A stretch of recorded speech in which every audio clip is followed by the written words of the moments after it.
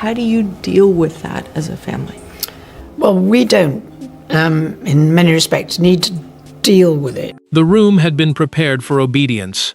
Senior royals stood beneath the gilded ceiling, courtiers watched from the walls, and Camilla stepped forward expecting the gesture that would confirm her position before the family. But Princess Anne did not lower her head. She remained perfectly still, her expression controlled and her eyes fixed ahead. In that frozen moment, a private royal reception became the scene of the most deliberate act of defiance the palace had witnessed in years. Before we go deeper into what this really means for the royal family, make sure to subscribe so you don't miss a single update. Charles had entered St. James's Palace, expecting a quiet conclusion to a formal engagement. The private reception gathered William, Catherine, Edward, Sophie, and a selected group of senior courtiers behind closed doors. A receiving line was the ordered greeting, in which family members acknowledged the monarch and consort as they passed. That evening, palace aides expected every movement to confirm unity. Camilla approached with a measured smile. When she reached Anne, the Princess Royal remained upright. She did not bow, soften her posture, or pretend she had missed the signal.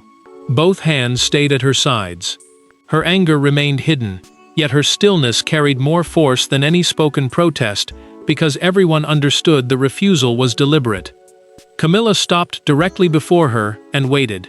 For half a second, disbelief crossed the queen consort's face. She recovered quickly, but her fingers tightened around her clutch. The gesture she expected was meant to confirm authority before witnesses, and Anne had denied her that satisfaction. Without creating a scene Charles could easily silence. William watched the exchange without moving. Catherine kept her expression controlled, while Sophie lowered her eyes, aware that their own reactions were being measured.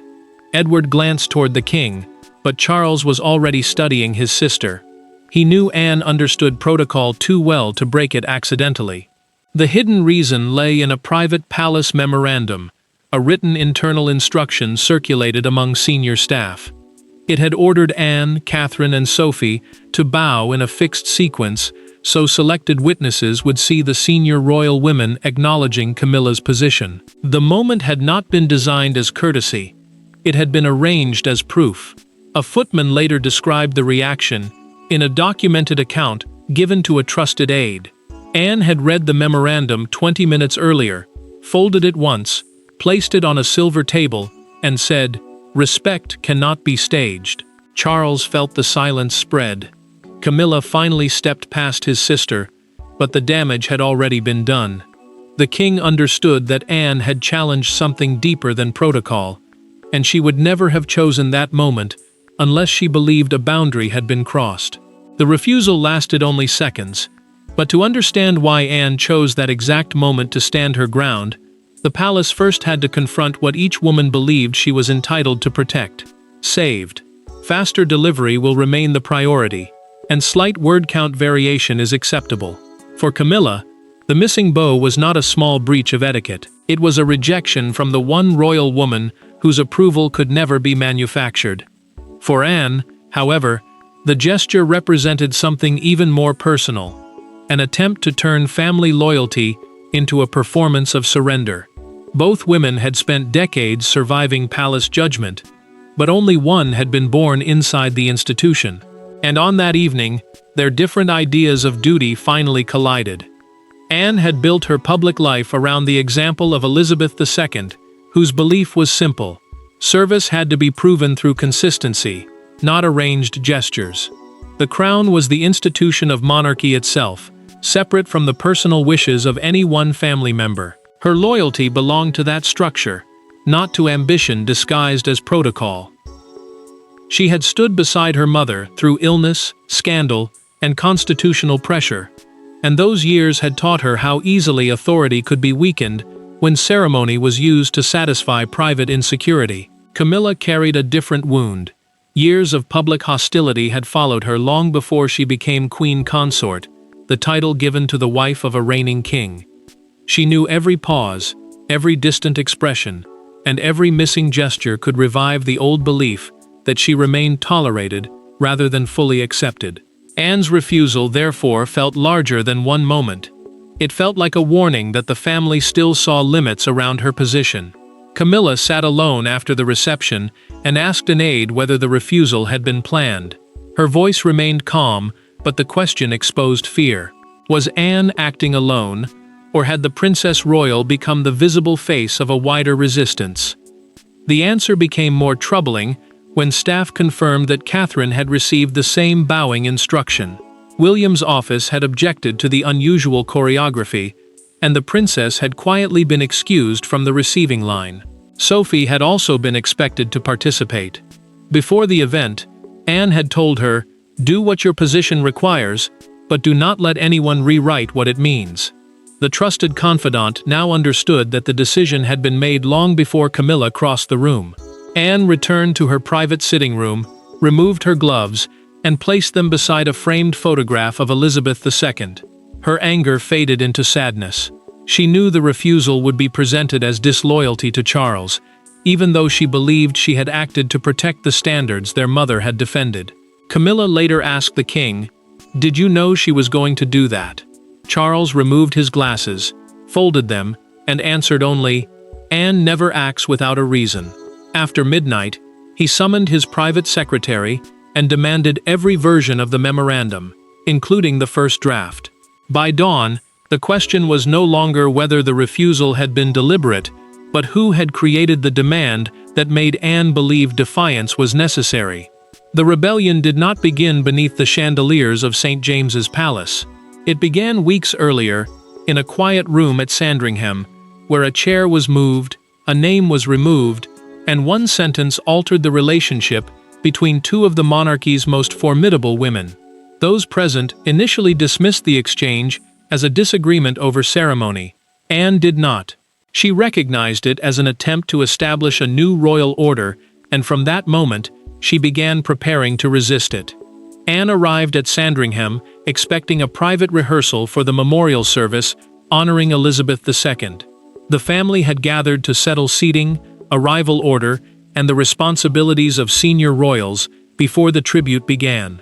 A memorial service was a formal ceremony held to honor someone who had died. Charles had already approved the central arrangement, the king and queen consort together, with his sister close beside them as the late monarch's daughter and a symbol of continuity. Camilla changed that arrangement before the rehearsal began. She instructed an aide to move Anne's chair farther down the table and replace her place card with Sophie's. Then came the sentence that transformed an adjustment into a challenge. The family must learn the new order, or the public never will. Anne heard every word from the doorway. She did not confront Camilla with anger. Instead, the Princess Royal walked to the table, lifted her displaced name card, and asked who had authorized the change. The Queen Consort answered that it reflected the Queen's household, meaning the staff and arrangements operating under the consort's personal office. Anne replied that Elizabeth's memorial would not be used to demonstrate another woman's elevation. Their voices stayed low. That restraint made the exchange more cutting. Charles had approved none of it. A junior aide later confirmed through a documented account that Camilla's private office had ordered the change, describing Anne's central placement as visually confusing. The explanation only deepened the insult. The late Queen's daughter had not been moved because of protocol. She had been moved because her presence weakened the image someone wanted to create. Anne discovered something worse that evening. A second proposal suggested she bow formally to Camilla before entering the memorial reception, producing an unmistakable image of Elizabeth's daughter accepting a new female hierarchy. She sat alone with the displaced place card in her hand, anger mixing with grief. The battle had entered preparations meant to honor her mother.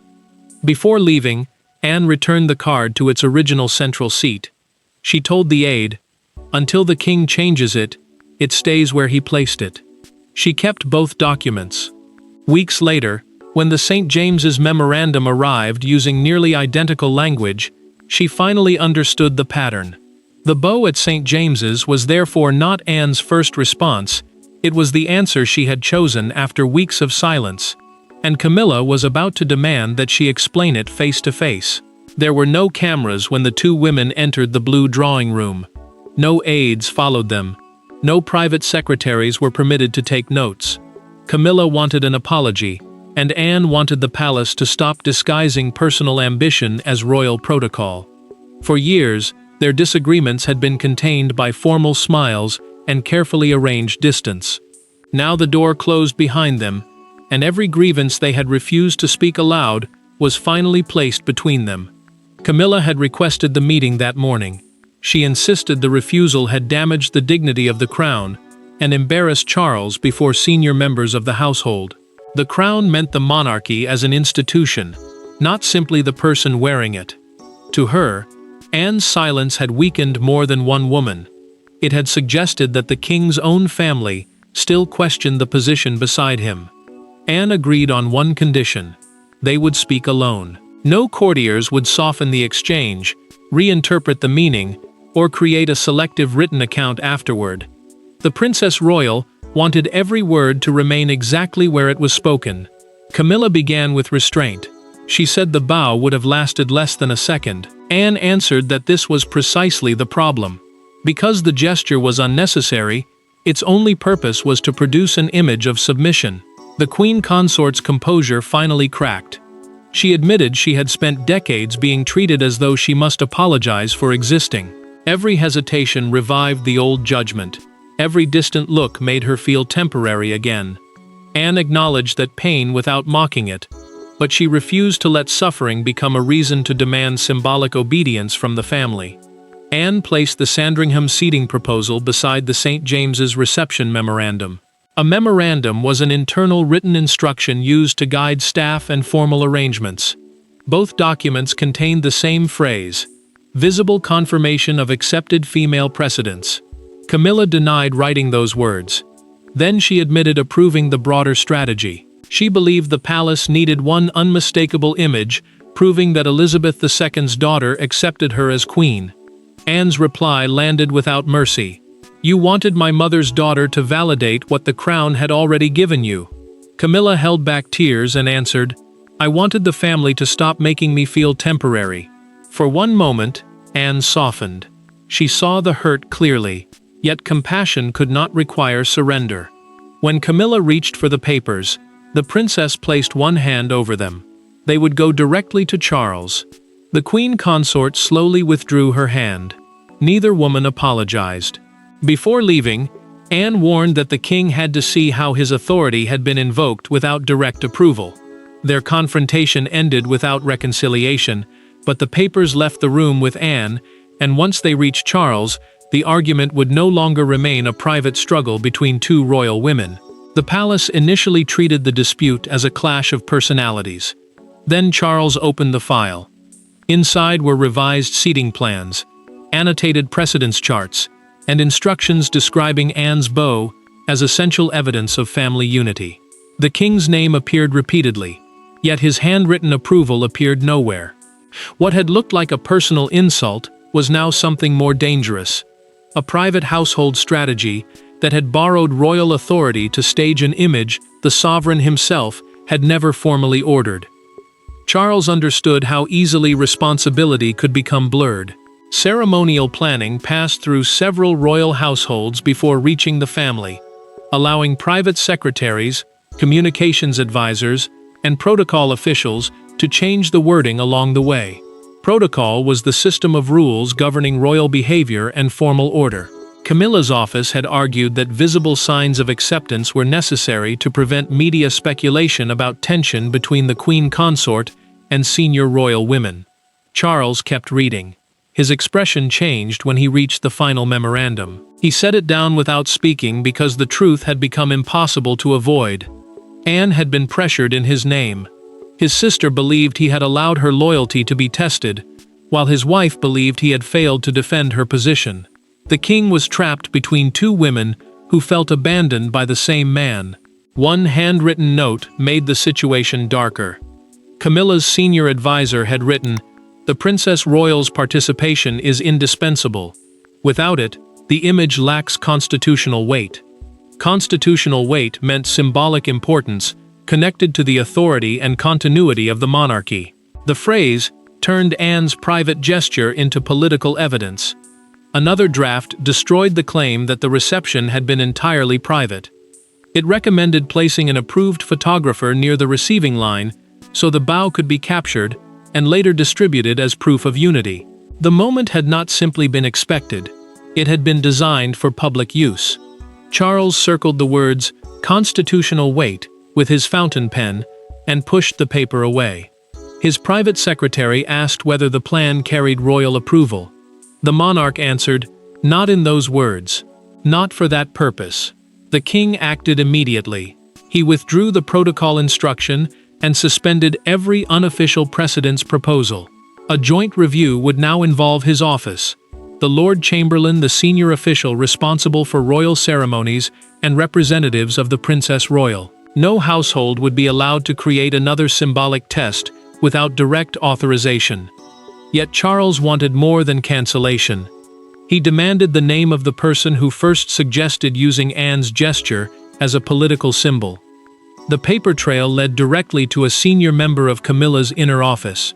The king cancelled the instruction, but cancellation could not erase what had already happened, and within hours, the first consequences began tearing through Camilla's household. By lunchtime, 3 meetings had been cancelled. By evening, one advisor had offered to resign. The palace stopped discussing Anne's refusal as a breach of respect and began examining why Camilla's office had tried to manufacture a gesture of loyalty. Doors that had always opened for the queen consort suddenly required written approval, and for the first time since the coronation, Camilla was forced to confront the possibility that her campaign for unquestioned acceptance had produced the opposite result. Charles froze every new ceremonial instruction issued jointly in his and Camilla's names until the approval process could be reviewed. Ceremonial instructions were written directions controlling royal order, greetings, seating, and public gestures. Anne's office received formal confirmation that the sovereign had never required her to bow. The letter also guaranteed that no private action involving the Princess Royal could be arranged for publicity without her consent. Camilla received her copy during breakfast. She dismissed the room, left her tea untouched, and read the final paragraph several times. Humiliation came first. Isolation followed. The words did not simply remove authority from her advisors. They confirmed that Anne's resistance had been judged legitimate. Camilla called Charles and accused the palace of rewarding his sister's defiance. The king answered without raising his voice. Anne had rejected a manufactured instruction, not the crown itself. His distinction wounded the queen consort because it left no room to describe the refusal as simple disloyalty. The inquiry moved quickly. Camilla's senior advisor admitted proposing the phrase, "visible confirmation," but insisted she had personally emphasized that Anne's participation was essential.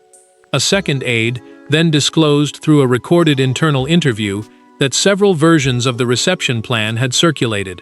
One arranged for Anne to bow first, followed by Catherine and Sophie, creating a deliberate sequence of senior royal women appearing to submit. Charles removed the advisor from ceremonial planning.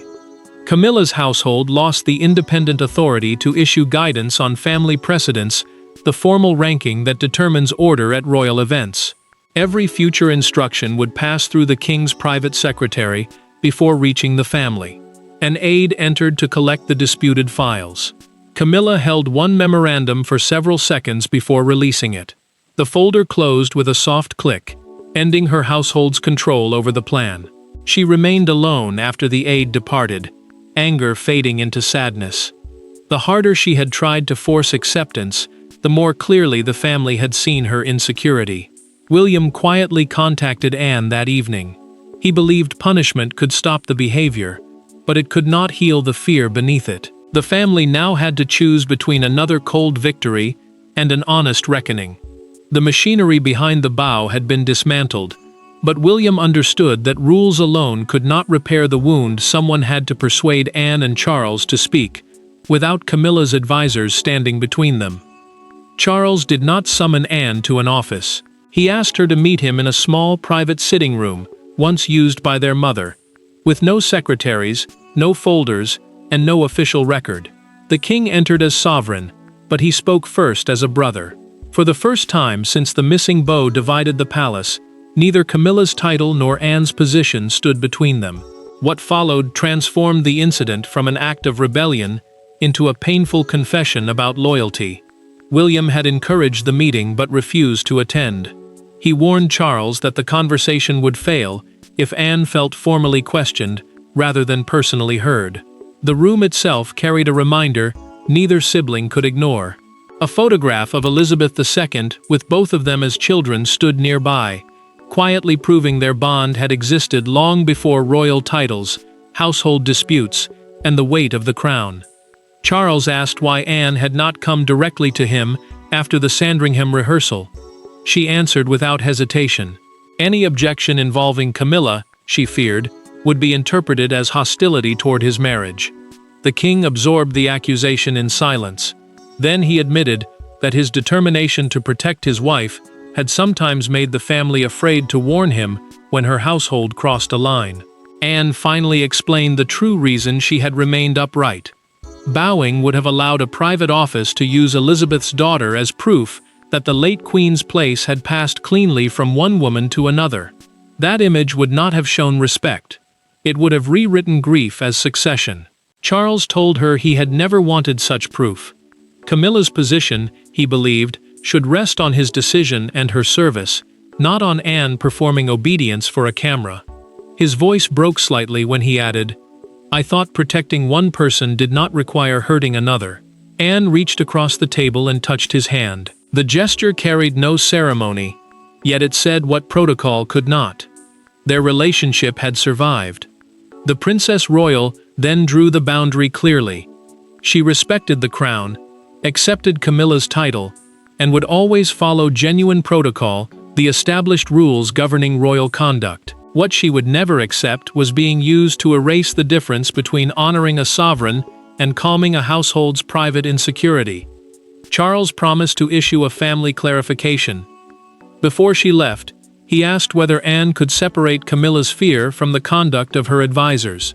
He then asked whether she regretted remaining upright. Anne looked toward their mother's photograph and answered, "I regret that it became necessary. I do not regret refusing." The brother and sister left the room reconciled, but the palace still faced the world outside, and by then, the missing bow had become a national symbol far larger than the private wound that created it. The image lasted less than a second, yet by morning it filled television screens, newspaper covers, and shop windows across Britain. Anne stood straight while Camilla moved past her, one woman composed, and the other visibly unsettled. To some, it was an unforgivable insult to the queen consort. To others, it was the late monarch's daughter defending the dignity of service against staged loyalty. The palace had lost control of the moment, and the country began assigning it meaning. A cropped photograph from the private reception had reached the media before palace officials understood how widely it had spread. It showed Camilla waiting while Anne remained upright, stripped of every explanation that had surrounded the moment. Broadcasters first treated it as a dispute over protocol, the accepted rules governing royal behavior and ceremony. Then details of the choreography memorandum emerged, and the story changed.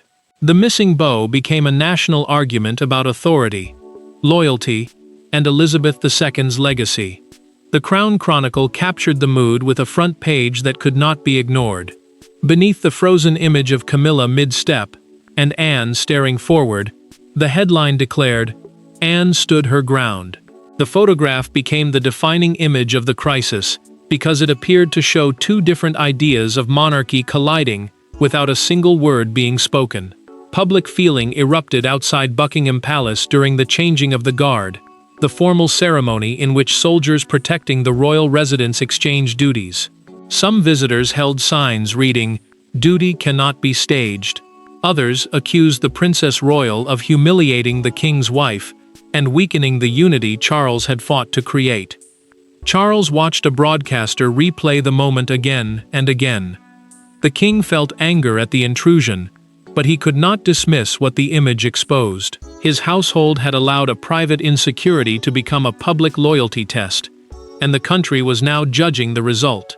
The palace issued a careful clarification. Anne had breached no direct command from the monarch, and private family gestures must never be arranged for publicity. William supported the statement immediately. Catherine then telephoned Camilla privately and urged her not to answer through the press. The princess warned that another defensive message would turn personal hurt into a lasting constitutional spectacle. Camilla agreed to remain silent, though the decision cost her. She requested one final meeting with Anne, not to demand an apology, but to decide whether they could continue serving beside each other without pretending nothing had happened. Anne saw the newspaper cover while traveling to an engagement and folded it at once. She had rejected a staged image, only to become the center of an even more powerful one. Outside the palace, an elderly woman left flowers with a note reading, "For the daughter who remembered her mother." Another visitor quietly removed it. The country had delivered its competing judgments, but the final verdict belonged to Anne and Camilla, and this time, neither woman entered the room expecting the other to bow. The final meeting did not produce an embrace, a public apology, or the kind of polished reconciliation the palace might have preferred. It produced something more honest. Anne acknowledged Camilla's place beside the king. Camilla accepted that no title gave her the right to manufacture personal submission from the family. The missing bow had exposed fear, ambition, grief, and loyalty, but it also forced two women to establish a boundary the monarchy desperately needed. Respect could be earned, observed, and protected, but never staged. Anne arrived at Clarence House several days after the palace clarification. The private royal residence offered neutral ground, and neither woman allowed photographers, advisors, or senior courtiers into the meeting. Both understood what was at stake. If the conflict continued, every future ceremony would become a test of whether the Princess Royal would acknowledge the Queen Consort, weakening Charles and turning family tension into permanent public theater. Camilla spoke first. She admitted that she had approved the strategy because she feared history would always treat her as an interruption between Elizabeth II and the monarchy that would follow. Her need for visible acceptance had come from insecurity, not constitutional necessity. Constitutional necessity meant something required for the monarchy to function lawfully. The bow had never met that standard. Anne answered with equal honesty. Belonging could not be proven by forcing others to perform it. She accepted Camilla as Charles's wife and queen consort, but gestures directed toward the crown could never be converted into personal demonstrations of loyalty. The princess had defended that distinction because duty lost meaning when private fear controlled public behavior. Camilla formally withdrew every proposal involving private bows, choreographed acknowledgements, or staged displays of precedence from senior relatives. Precedence was the formal ranking that determines order at royal events. Charles then approved a new rule. Ceremonial gestures must follow established protocol and could not be invented by individual households for publicity or image management.